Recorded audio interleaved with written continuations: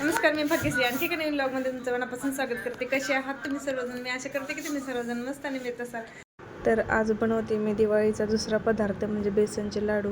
रव्याचे लाडूचा व्हिडिओ तुम्ही पाहिला नसेल तर नक्की पहा. मागचा काल शेअर केलेला आहे तुम्ही 1 किलो रव्याचे लाडू. तर आज 1 किलो बेसन लाडू रेसिपी तुमच्याबरोबर शेअर करणार आहे. चला तर मग वेळ न दवडता रेसिपीला सुरुवात करूया.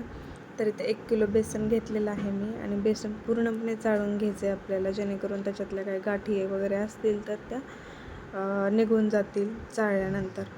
तर मग आधी आहे थोडं थोडं तूप आतला 1 पळी तूप घातलेलं आहे, त्यामध्ये बेसन टाकलेलं आहे मी.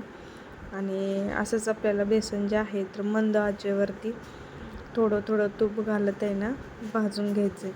आणि जर असं चांगलं भाजत आलं बेसन की त्यामध्ये मग नंतर ते तूप रिलीज व्हायला लागलं की आपल्याला गॅस बंद करायचा आहे. थोड्या वेळानं असं घट्टसर झालं की, म्हणजे तूप वितळल्यानंतर थोडंसं पातळ झालं आणि थोड्या वेळानंतर मग गॅस बंद करायचं आहे आणि नंतर एका ताटात काढून घ्यायचं आहे आपल्याला.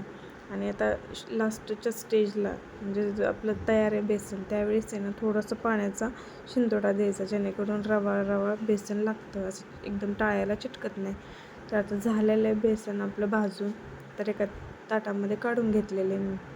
तर त्यामध्ये पूर्णपणे थंड झालं 3-4 तासानंतर मग आपल्याला पिठी साखर, वेलची पूड, आधी वेलची पूड टाकून घेतली मी आणि त्याच्यानंतर मग पिठी साखर. 1 किलो बेसनासाठी आपल्याला 800 ग्रॅम पिठी साखर लागणार आहे. तर ते वेलची टाकून घेतलेली आहे मी आता आणि आता पिठी साखर पण त्याच्यामध्ये टाकून घेते आणि छान असं आपल्याला मिक्स करायचे. तर ड्रायफ्रूट पण ऑप्शनल आहे, तुम्ही टाकू शकता किंवा नाही टाकले तरी चालतात. तर मी इथं टाकलेले आहेत काजू, बदाम आणि पिस्त्याचे काप करून. आणि त्याच्यानंतर मग मनुके जे आहेत तर ते नंतर वरतून एक मनुका लावणार आहे. तर छान मिक्स करून घेतलं मी. आता लाडू वळते.